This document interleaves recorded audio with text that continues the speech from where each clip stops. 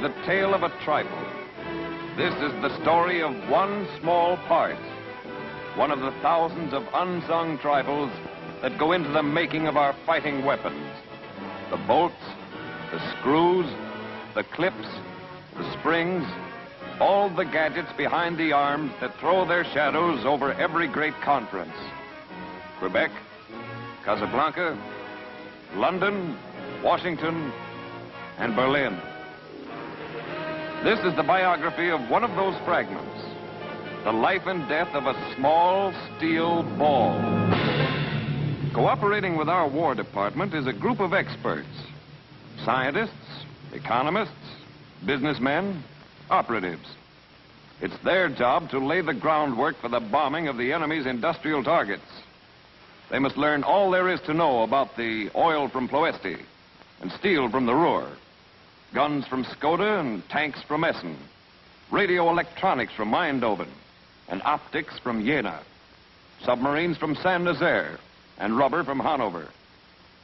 Where to strike with the greatest cost to the enemy at the smallest cost to ourselves. Which of these targets shall we hit, and when shall we hit them? Tanks? Guns? Yes, they're on the program, with repeat performances on the way. What else? Where is his softest spot? Aircraft assembly plants? Good, but these plants are widely scattered. The destruction of what product, or part of a product, would do most to cripple Nazi power? What product is manufactured in the most concentrated plants? What product, large or small? 2/3 of Germany's anti-friction bearing industry is concentrated in Schweinfurt am Main. Anti-friction bearings without which modern war, with its demand for lightning speed, cannot function. Anti-friction bearings, roller bearings, ball bearings. Nothing spectacular about the ball bearing. It's not as deadly as a German 88. But the 88 couldn't do its job without it. It's not as big as the Mark 6, but the Mark 6 couldn't hurl its mile-a-minute attack without it. Bearings, 4,000 of them in a Dornier, 2,000 of them in a Focke-Wulf 190, 1,000 of them in the controls alone of a Junkers 88. Bearings made with 1/20,000th of an inch tolerance, so dependent on perfection that one faulty ball in a propeller shaft could cause this. Small, insignificant balls of steel, but essential to everything German or Japanese, American or British, Russian or Chinese that moves and steers and aims and swims and fires and hits. Bearings in the machines that make the bearings. Bearings in the trains that carry the bearings. Bearings in the American bombers that must destroy the bearings that turn in Nazi weapons. Why attack the Ruhr industry when the key to the whole industrial setup is this small part? Schweinfurt not only makes bearings, but makes the machines that make the bearings. Schweinfurt must be so bombed that assembly lines all over Germany will shut down. And when they start up, Schweinfurt must be bombed again. And now, what is known about the target itself?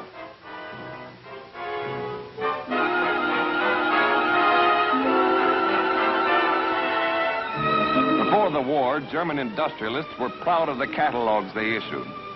Catalogs can be very useful when you're collecting certain kinds of information. This bird's eye view of the Vereinigte Kugellager Fabriken works, for instance. Or this glorified version of the Kugel-Fischer plant. But catalogs stopped when the war broke out. First-hand, up-to-date information is necessary now. The files of the Department of Justice are available whenever it's necessary to locate a desired individual.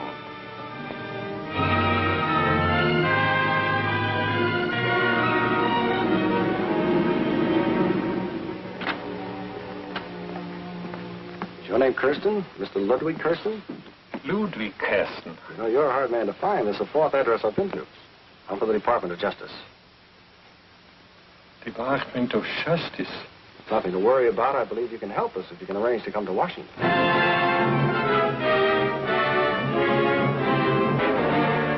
Mr. Wilson, Mr. Kirsten. How do you do, Mr. Kirsten? Sit down, please. Thank you. Mr. Kirsten, when were you in Germany last? September 1941. Uh-huh. I escaped from a concentration camp in Dachau. Oh. When we began 85, 90 hours a week to work, we tried to form our old union again. I see. My friends, they shot me, they sent to Dachau. What was your job in Schweinfurt? Foreman of the heat treating department in the ball bearing section. I see. Wait, I brought you some figures. Splendid. My little grandson. Oh, you have a grandson, huh? He's in America now. Hmm. Not one word German he speaks. Only English. You're proud of that. Also, here was the number of machines in my department. Hmm.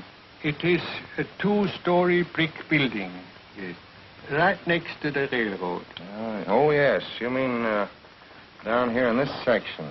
Yes, that's right. The manufacture of ball bearings requires 12 distinct specialized operations. Damage to one operation could bottleneck the entire production. Refugee Ludwig Kersten, fighting the new order, is a valuable man. From other sources, too, target information continues to grow. In London, for instance.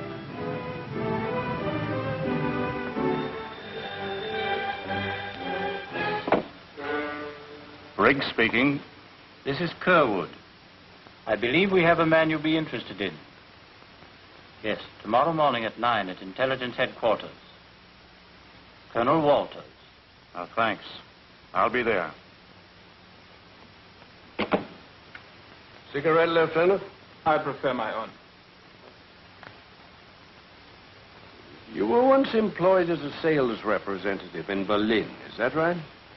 Selling anti-friction bearings, I believe. I have no obligation to tell you anything. Quite right, Lieutenant. We've no intention of insisting. But since we already know so many things about you... Not half as much as we know about you English. Including the latest statistics on our production of anti-friction bearings? Yes. One of our new factories alone is turning out double the quantity of your most efficient factories.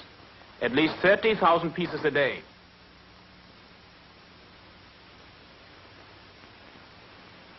I'll admit, you have us beaten at certain things. Your bearing industry is marvelous. Especially the new diesel power equipment at Schweinfurt. Isn't that so, Lieutenant? Yes. And that power plant is well concealed from your verdammte bombers. I have no obligation to tell you anything. Quite right, Lieutenant. We have no intention of insisting. Target information has been steadily growing. Yet certain known objectives must still be located.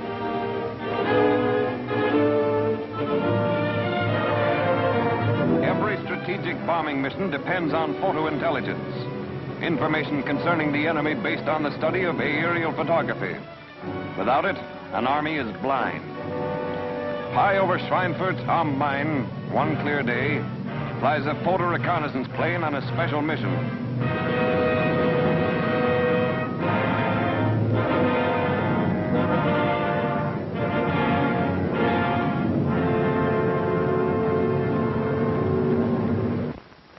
Interpretation Section, Headquarters, Air Force Intelligence, officers study every detail of the assembled photographs. But several pieces in the complex jigsaw are missing. Here, where the new factory was believed to be located, appears to be a forest. Signs of camouflaged gun installations here, but no sign of a suspected airfield near Frankfurt. You can't do precision bombing without knowing your objectives. There are many ways of learning these things.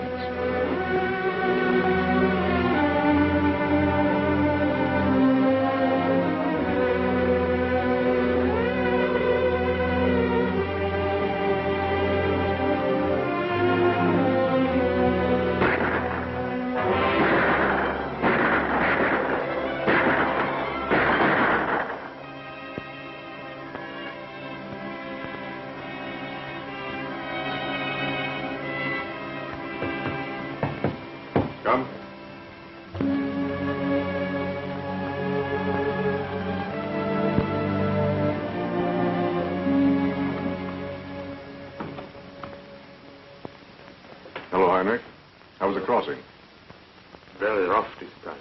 Sit down.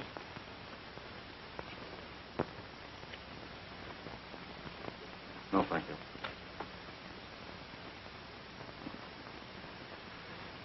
I have so many things to report. You were in Schweinfurt? 8 days. My friend hiding in his barn. He works in the powerhouse of the new factory. His wife is in the inspecting. Are the plants working full? Day and night. 30,000 bearings they turn out each day. And by the way, did your brother come across with you this trip? They found him 3 weeks ago. It is a picture of Schweinfurt, no? Yes. Here on the river is the new factory, camouflaged like a forest. I'll show you. This is the powerhouse. Anti-aircraft positions you find here, here, here, here. The foundation has been laid for the bombing of Schweinfurt. Now, maps must be prepared, target overlays made, bombers ready.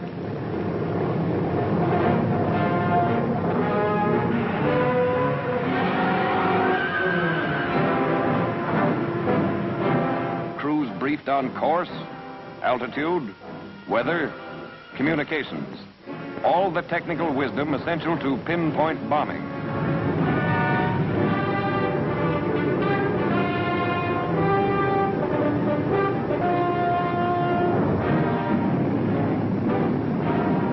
Finally, on Tuesday, August 17th, 1943, they were on their way. The little steel balls that turn in 1,000,000 Nazi weapons of war must be destroyed, must be smashed before they are bored.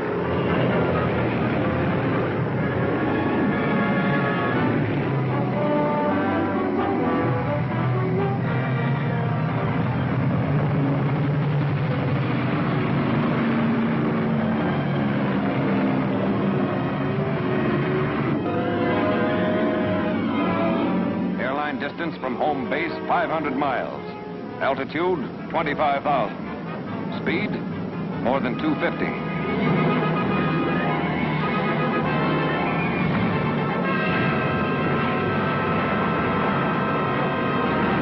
Objective sighted. Open bomb bays. Steady now. And bombs away.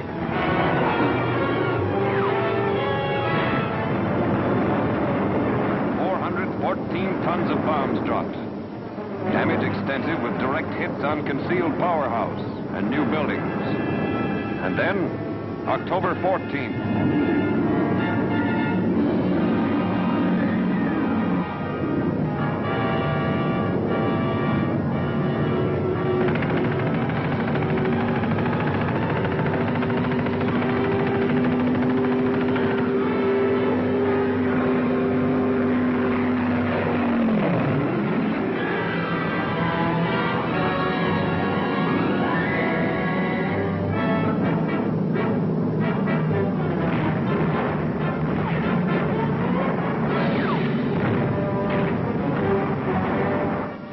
$73 tons of bombs dropped.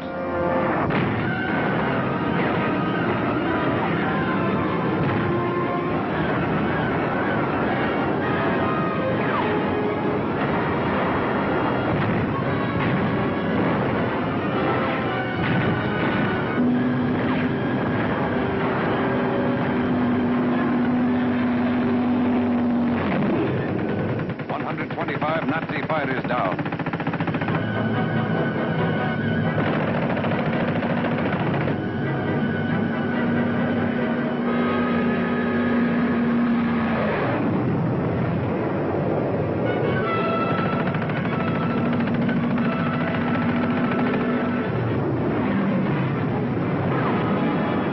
Our losses, 60 bombers, 593 men. Men like these who knew they might never come back.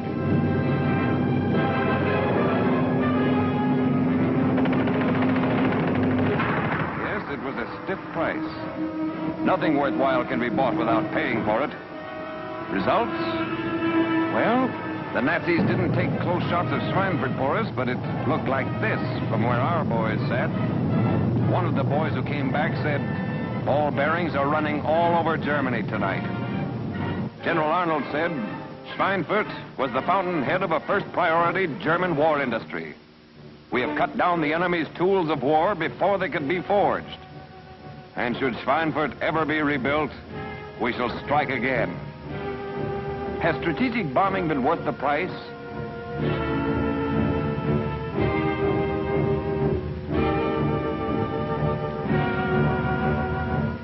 Is German war industry being curtailed? Here's one of the answers.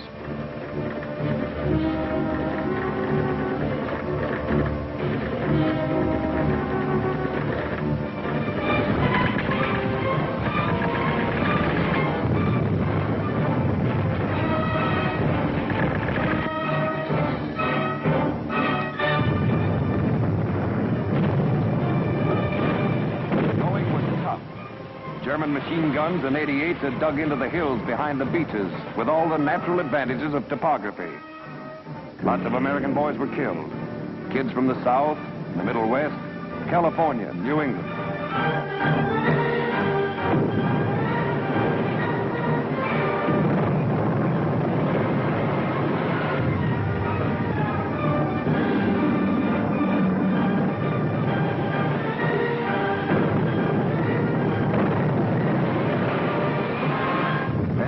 Began to turn. Blasted by thousands of tons of hell from Billy Mitchells and Bostons, the enemy gave way. We began to advance, held our gains. The Luftwaffe offered little fight. Where were the swarms of Focke-Wulfs? Where were the Messerschmitts? Maybe they never reached the front lines. Maybe they never left Germany. Maybe they never came off the production line because their engines were never delivered. Maybe their engines were never delivered because the ball bearings were missing. Trucks were abandoned in the enemy's retreat, and tanks. Maybe they lacked fuel. Maybe the enemy lacked the locomotives to transport the fuel. Maybe he lacked the ball bearings that go into the locomotives that carry the fuel that run the tanks. The real battles are ahead. New offensives will soon be struck on a scale undreamed of in history, consuming mountains of equipment and millions of men. Their ultimate destination, the heart of an empire. Will they be successful? Remember the old nursery rhyme? For want of a nail, the shoe was lost. For want of a shoe, the horse was lost. For want of a horse, the rider was lost. For want of a rider, the battle was lost. For want of a battle, the kingdom was lost. And all from the want of a horseshoe nail. The small parts that are so vital to the enemy, so vital to us, give us the millions of horseshoe nails that can sweep us to victory. The more than 12,000 separate parts that go into a P-38. The 100 separate parts that go into an artillery shell. Whether your bench is 6 feet long or a mile, whether your ship has 8 men or 8,000, give us these parts, these gadgets, these little sub-assemblies, these trifles, in the quantities that will speed the day when once more the skill of your hands will be turned to the arts of peace.